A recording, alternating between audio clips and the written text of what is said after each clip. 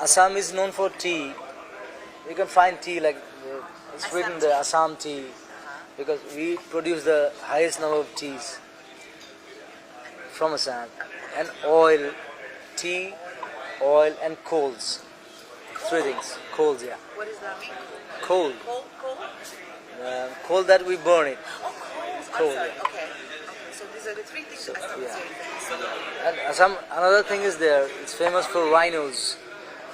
One-horned rhinos. Only you can find in Assam. There's a Kaziranga National Park. That's the biggest thing there. We're in famous place there. Yes, Assam is always famous. So tell I'm me, just helping it. so tell me, when your song was out, the minute was people started hearing your voice. See, Tell me the change. Tell me when you walked in. the change. How did you feel? I'll tell you. My first album was Anamika.